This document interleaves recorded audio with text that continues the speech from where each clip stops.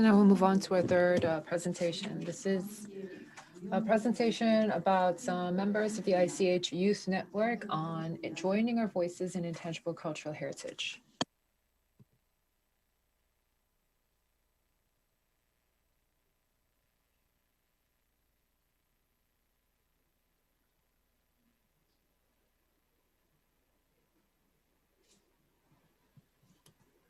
Thank you very much. It's truly our great honor to be here today and to be able to share with you in our perspective as youth. As been said, we are students from Korean National University of Cultural Heritage, majoring in intangible heritage and heritage management. In this presentation, we'd like to talk at the cases that we and young people worldwide working in the field of ICH have strived to make efforts to safeguard and promote it. So I'll be taking you through the overview first, and Sebin will be presenting the first case of ICH safeguarding activities from us, and Siwon will be followed on the second case from various countries. Lastly, Do-hee will be taking the conclusion. So please note that we will be using different cases to describe the various youth activities. As already recognized, all of us are preparing for the post-corona era. Current infectious diseases are not irrelevant to the disturbance of nature ecosystems, which is caused by climate change and environmental destruction. Changes in the nature environment have a significant influence on the function of the ecosystem and the livelihood of humankind. It is true that human activities today gradually become more diverse worldwide, and they show a form of indiscriminate consumption of resources. However, over time, the accumulated knowledge and practices have also been used to minimize climate change and sustainable use of nature resources. Ultimately, traditional knowledge, values, and practices as part of ICH have guided human societies in their interactions with the surrounding nature environment for millennia. Please take a look on the photos. I'll take the example of Korean Jeju Haenyeo, which literally means women divers and engages in nature-friendly fishing. They've shared their knowledge of the sea and marine life based on the accumulated experience. And the culture of Jeju Haenyeo has promoted environmental sustainability with community involvement in management of fishing practices. In this regard, we are expecting that the knowledge and practices of ICH related to environment has the capacity to evolve and adapt for a more sustainable use of nature resources when necessary. As such, living heritage has been changed according to generations who have coexisted with nature. And we ask questions about our role as those living in this era and working in the field of cultural heritage. It is often said that young people are the successors of heritage and future generation who would create new traditions. Currently, young people studying and transmitting ICH around us have rarely experienced it in their daily lives, relatively compared with different generations. We've learned this attribute of ICH and have struggled to handle this in our respective places, at the same time dreaming to naturally coexist with ICH in our daily lives. However, there is a lack of room for communication for young people who seek better ideas and share their concerns in the field of ICH.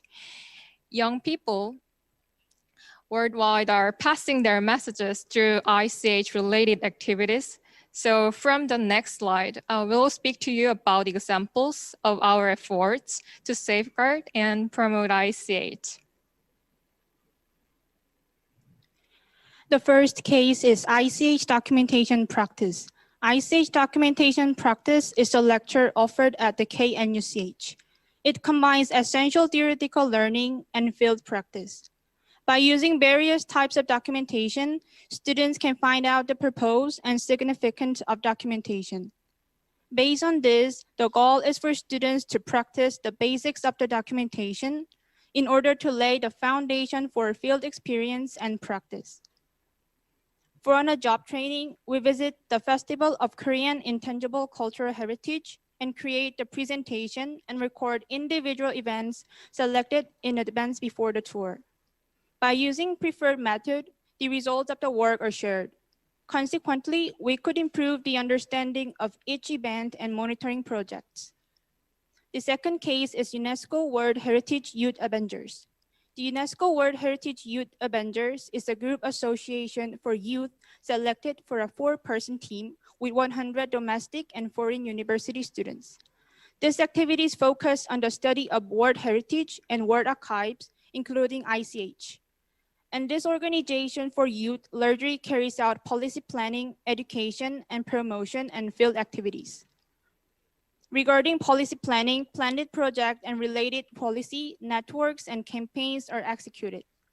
For education and public relations, online and offline activities are conducted. In 2011, this project was launched to spread the culture that protects the UNESCO heritage of Korea. Among participants, there was an academic exchange that helped convey the value of cultural heritage to the public through various activities. The last case is Youth Activist. This is the youth project hosted by Daejeon Culture and Art Foundation. Daejeon ICH 단청장 이정우 was the main theme in 2019. We recorded part of his life story that were unedited, as well as information that was not conveyed in photographs, text, or painting. The information was published as an independent publication. Prior to the documentation of the ICH, a workshop consisting of 8 students was held.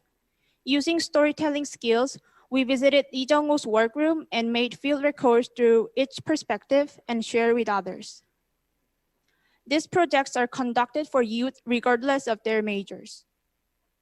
While engaging in youth activities related to the ICH, we felt the necessary for excellence and continuous protections and felt the responsibility for constant promotion. Through the activity, it was possible to carry out activities directly related to ICH and give us an opportunity to rethink the commonplace attitude toward cultural heritage.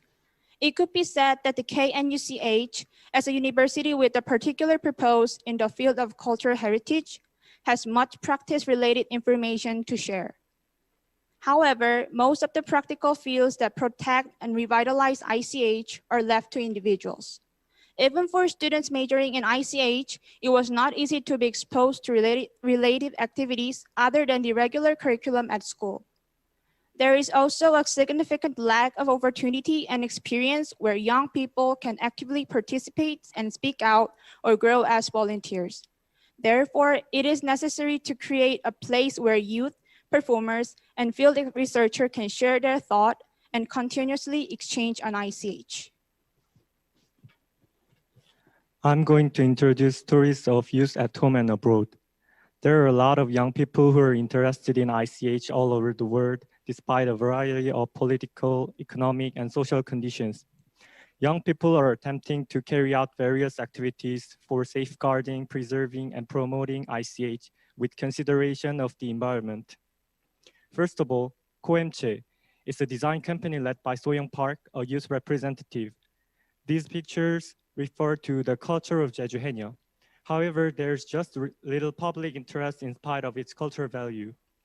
In addition, over 1,000 pieces of Haenyeo's clothes are discarded every year in Jeju. She draws attention to the alienated Haenyeo culture and environmental issues. Then she makes upcycling textile products. Upcycling is a process that transforms a discarded object into a completely different form by adding a design, and it creates a new value. This can be seen as being in contact with the spirit of ICH that insists on creative transmission and utilization. She produces not only a variety of modern products such as pouches and bottles, but also unique accessories that focused on goods actually used by Haenyeo, such as momji, which looks like a keyring on this slide.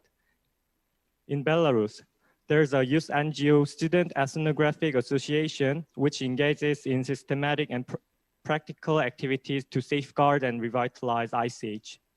Members of the group conduct educational activities for youth every year in the form of non-formal education and public relations activities. This year, it was canceled due to the COVID-19, but you can find that they planned and operated a well-organized summer camp last year in conjunction with neighboring countries.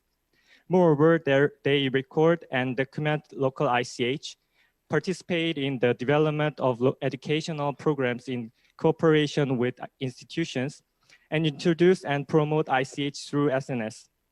It is of great significance that it has strengthened its position as a group through ongoing activities and expanded the base of youth participation in ICH. While some countries have active youth organizations, some countries are making national efforts to revitalize youth communities like Eritrea in Africa. The UNESCO projects from 2014 to 2018 in Eritrea especially focuses on the youth community to raise awareness among young people on ICH. The project's final report includes efforts, interviews on the role of youth in safeguarding ICH, and workshops to promote interest in specific activities using the media outlets. As general recommendations, it induces creation of UNESCO culture clubs and suggests that the number of youth activities should be further increased. Young people who are interested in ICH and actively engage in programs as individuals or organizations, even though they major in or not, are scattered around the world. Besides, there are still many places where youth communities want to be formed to increase participation in the transmission of future generation or raise awareness of ICH itself. Therefore, for a better global community, young people should share good activities and projects in practice with each other and establish a support and cooperation system for struggling communities. As a conclusion, I would like to talk about the necessity of forming a youth network. Through the examples mentioned earlier, young people who are currently active in the ICH field experience a limitation in exchanging information and communication and lack opportunities to grow as a voluntary entity. Therefore, there is an increased necessity for a network where the young generation can share their concerns, form a consensus, and not give up their efforts to preserve and transmit ICH. Youth networks are expected to play the following roles in supporting the youth. Firstly, creating places where youth can communicate with each other is not only a prerequisite for interaction, but it also bears the symbolic meaning that can remind the people of each other's presence. Experiencing and exchanging information is a must of forming a spontaneous and dynamic system of the young generation's ICH-related activities. As a result, young people can also strengthen their abilities, and the youth culture of the ICH field will inevitably evolve through this. Secondly, current support for youth in the culture field are meaningful in providing space for them to try something out. However, in many cases, support projects are generally one-off. And if an organization or institution stops supporting, the youth's activities inevitably discontinue as well. Therefore, it is necessary to secure a stable structure for sustaining independent activities based on youth's initiatives to establish a system. Furthermore, we are witnessing the increase in young people who don't experience ICH in their daily lives due to changes in social structure and find ICH not connected to their own life anymore. The youth, however, has a critical role as the future generation to transmit and enjoy the ICH. Therefore, we need a place where young people from various fields can gather and get exposed to freely talk about ICH. This will facilitate a better understanding and communication about ICH. The problem of environmental destruction and pollution are not significantly influencing humanity. This is why there is a growing need for us and future generations to look for ways to achieve sustainable development together. Within this environment, young people who will be the leading players of the future generations are dreaming of safeguarding and revitalizing the eternal shared value of the ICH. To this end, on the Intangible Heritage Youth Network, we hope that considerations of forming a healthy youth culture ecosystem and further implementing sustainable development for the youth and environment would be taken into account. Thank you.